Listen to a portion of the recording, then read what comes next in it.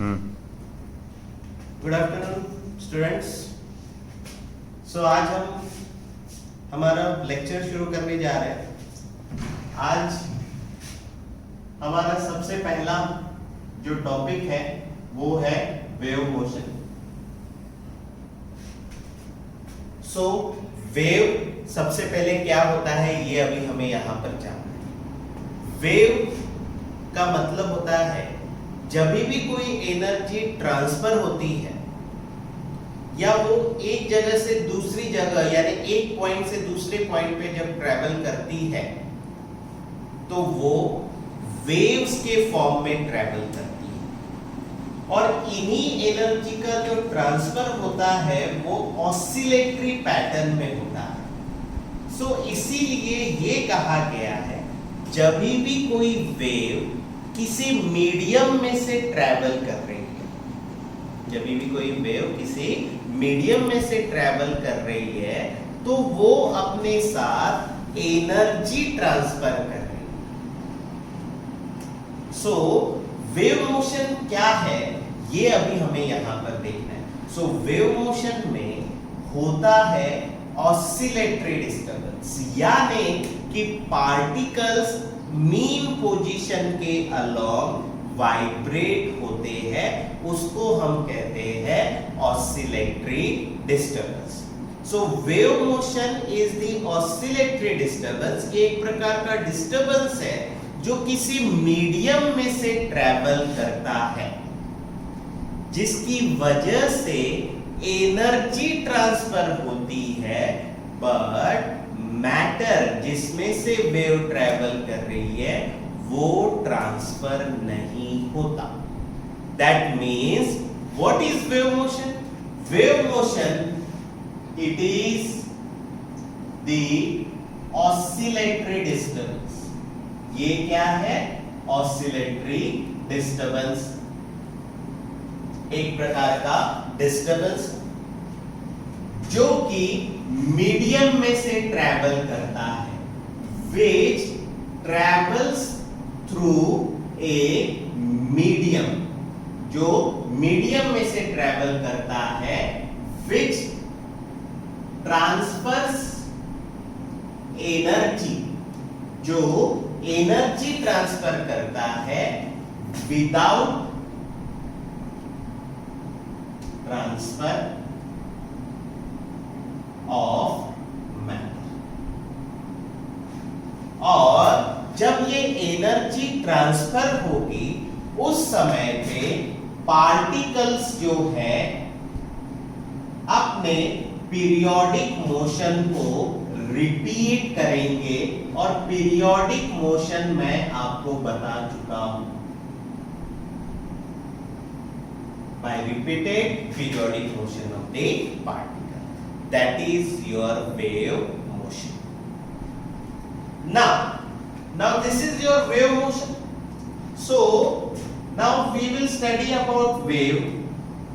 So first we have to study mechanical wave.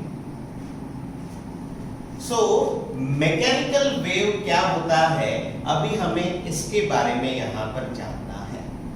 So what is mechanical wave? जो wave medium में से travel करती है, which travels through a medium,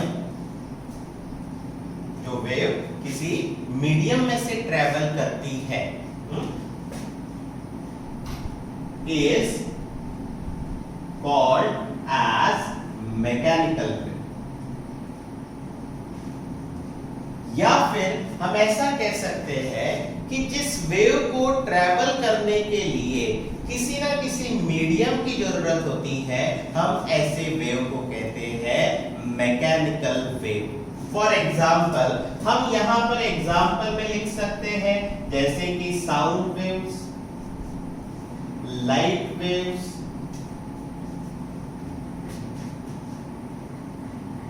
etcetera, और microwaves. These are the mechanical waves. Now another type of wave electromagnetic wave. Now what is electromagnetic wave? ये मैं आपके साथ पहले भी डिस्कस कर चुका हूं। जो वेव प्रोपोगेट होने के लिए किसी भी मीडियम पे डिपेंडेंट नहीं है, यानी जिस वेव को ट्रैवल करने के लिए किसी भी प्रकार के मीडियम की जरूरत नहीं है, ऐसे वेव को हम कहते हैं इलेक्ट्रोमैग्नेटिक वेव। और इसीलिए हम ऐसे लिखेंगे a wave which do not require, जो वेव को जरूरत नहीं है, do not require material medium for its propagation. यानी एक पॉइंट से दूसरे पॉइंट तक जाना यानी कहा जाता है प्रोपोगेशन। यानी जिस वेव को ट्रैवल करने के लिए किसी भी प्रकार के मीडियम की जरूरत नहीं है, ऐसे वेव को हम कहते हैं is called as electromagnetic wave.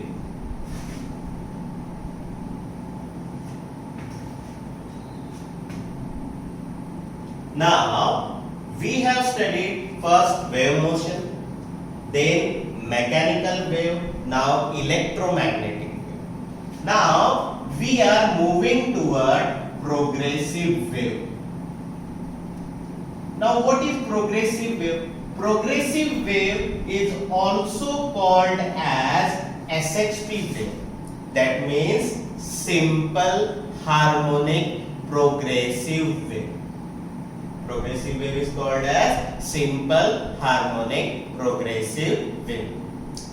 जो वेव कंटिन्यूअसली एक डायरेक्शन में जाते रहती है, उसका मतलब ये हुआ कि जो वेव कंटिन्यूअसली किसी एक डायरेक्शन में प्रोपोगेट हो रही है और उस समय पे उस मीडियम के पार्टिकल कंटिन्यूअसली वाइब्रेट हो रहे हैं, ऐसे वेव को हम कहते हैं प्रोग्रेसिव वेव। दैट मीन्स जो वेव कंटिन्यूअसली किसी एक डायरेक्शन में जाएगी, a wave which propagates in a certain direction, but ये वेव कंटिन्यूअसली जानी चाहिए, यानी कंटिन्यूअसली ट्रेवल करनी चाहिए। जो वेव प्रोपोगेट होती है in a certain direction continuously and in which, जिसकी वजह से मीडियम के जो पार्टिकल्स होते हैं वो वाइब्रेट होने लगते हैं सिंपल हार्मोनिकली, ऐसी वेव को हम कहते हैं is called as progressive wave. So what is progressive wave? जो वेव कंटिन्यूअसली एक डायरेक्शन पकड़ के कंटिन्यूअसली उस डायरेक्शन में जा रही है और उस समय पे उस डायरेक्शन में जाते हुए मीडियम के पार्टिकल वाइब्रेट करेंगे सिंपल हार्मोनिकली, क्योंकि सिंपल हार्मोनिक मोशन आपको पता है। तो उस वेव को हम कहते हैं प्रोग्रेसिव वेव। ना अब हमें प्रोग्रेसिव वेव्स के टाइप देखने। सबसे पहला टाइप है transverse wave. Now what is transverse wave? अब यहां पे आपको दो डायरेक्शन ध्यान में रखनी है। सबसे पहला डायरेक्शन ये डायरेक्शन और एक डायरेक्शन ये डायरेक्शन, ये हुआ आपका डायरेक्शन VW यानी वेव वेलोसिटी। यानी वेव जिस डायरेक्शन में जा रही है ये, और ये है आपका v3 यानी पार्टिकल वेलोसिटी। सो हम ये कहते हैं कि जब वेव वेलोसिटी और पार्टिकल वेलोसिटी इन दोनों की जब डायरेक्शन एक दूसरे को परपेंडिकुलर है, तब हम उस वेव को क्या कहते हैं? Transverse wave. तो यहां पर आपको ये ध्यान में रखना है कि मीडियम के पार्टिकल वाइब्रेट करेंगे perpendicular to the direction of propagation of wave. मतलब वेव जिस डायरेक्शन में जा रही है उसके परपेंडिकुलर डायरेक्शन में अगर पार्टिकल वाइब्रेट कर रहे हैं तो हम उसको क्या कहते हैं? Transverse wave. सो हम लिखेंगे क्या? A wave, sorry, a progressive wave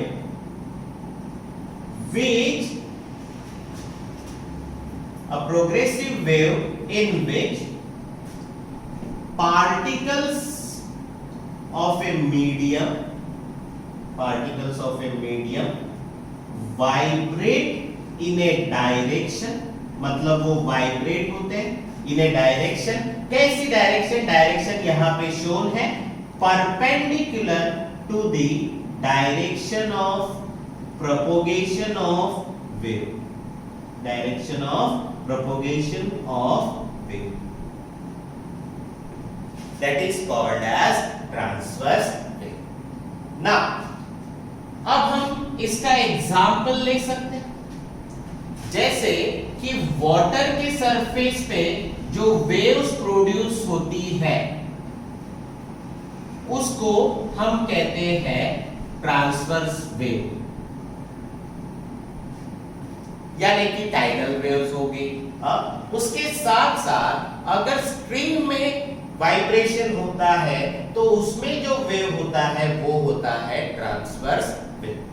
now transverse wave के मेन दो पार्ट्स है। This is upward displacement part, इसको हम कहते हैं क्रेस्ट। क्या कहते हैं हम इसको?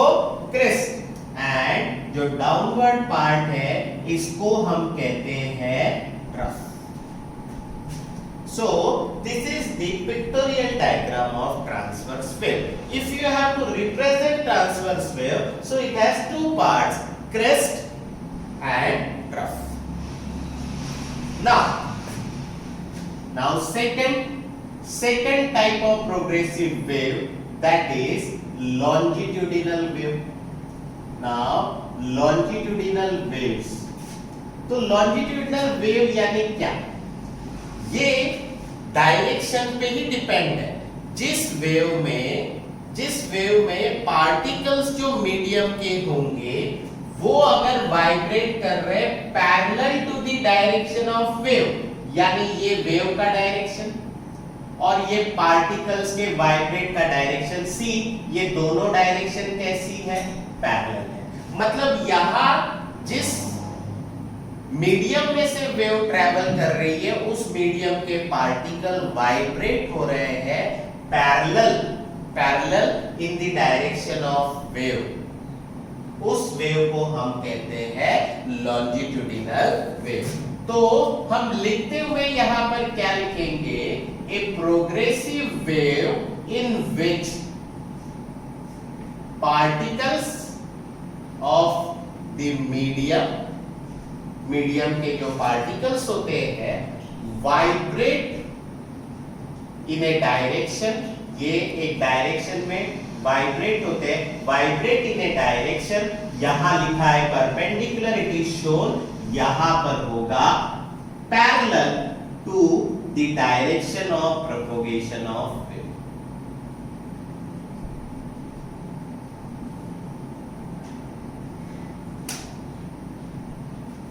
It is called as longitudinal wave. That means transverse wave और longitudinal wave इन दोनों में डिफरेंस सिर्फ पार्टिकल के वाइब्रेशन के डायरेक्शन का है। पार्टिकल्स कैसे वाइब्रेट कर रहे हैं? अगर पार्टिकल परपेंडिकुलरली वाइब्रेट कर रहे हैं तो वेव कहलाएगा ट्रांसवर्स वेव। अगर पार्टिकल पैरेलली वाइब्रेट हो रहे तो हम उसको कहेंगे लॉन्जिट्यूडिनल वेव। लॉन्जिट्यूडिनल वेव का एग्जाम्पल है साउंड वेव्स। ना अब यहां पर मैं आपको वेव्स, साउंड वेव्स या लॉन्जिट्यूडिनल वेव के बारे में बता रहा हूं। जैसे कि ट्रांसवर्स वेव में दो पार्ट है, वैसे ही लॉन्जिट्यूडिनल वेव में भी दो पार्ट। अगर ये पैरेलल लाइंस एक दूसरे के काफी क्लोज है तो इस पार्ट को कहा जाता है सी, यानी कि कंप्रेशन। और अगर ये पैरेलल लाइंस एक दूसरे के दूर है तो हम उसको कहते हैं रेयरफैक्शन। हर रेयरफैक्शन के बाद कंप्रेशन और हर कंप्रेशन के बाद में होता है रेयरफैक्शन। सो हियर सी का मतलब है कंप्रेशन और R का मतलब है रेयरफैक्शन।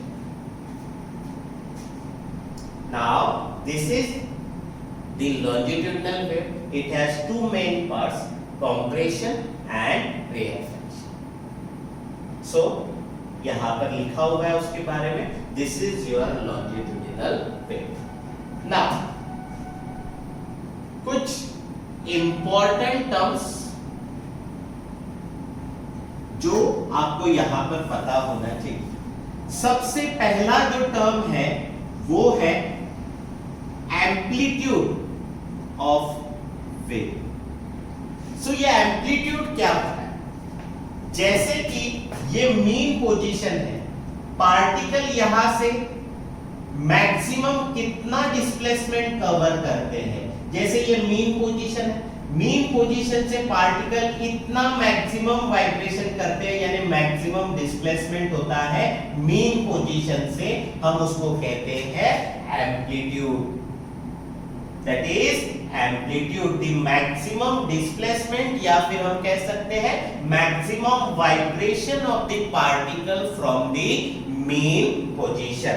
ठीक है, तो हम यहां पर क्या लिख सकते हैं? The maximum displacement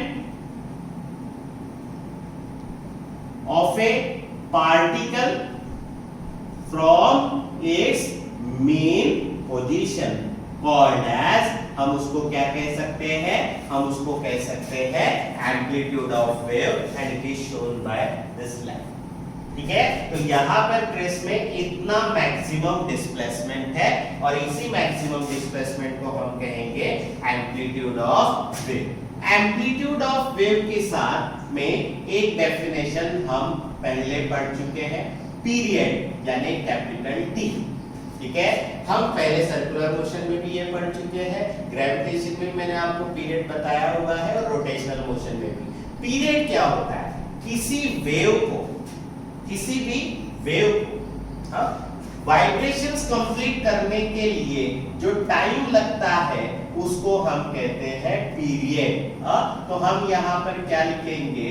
the time taken by wave, the time taken by wave to complete one oscillation. जितना टाइम एक वेव को एक ऑसिलेशन या एक वाइब्रेशन कंप्लीट करने के लिए लगता है, हम उसको कहते हैं पीरियड ऑफ वेव। इसी पर आपका डिपेंड है तीसरा और वो थर्ड डेफिनेशन है frequency. Now what is frequency? अगर कोई वेव एक सेकंड में कितने ऑसिलेशन या वाइब्रेशन परफॉर्म कर पाती है, यानी number of vibrations perform by a particle और perform by a wave in 1 second is called as frequency. So हम यहां पर लिखेंगे the number of vibrations perform by a particle in 1 second called as frequency. And we have relation between period and frequency n equals to 1 upon t. Now most important definition, wavelength. which is represented by lambda. Now what is wavelength? Now see, मैं यहां फिर से transverse wave निकाल रहा हूं। मैंने आपको oscillation में फेज दिखाया था।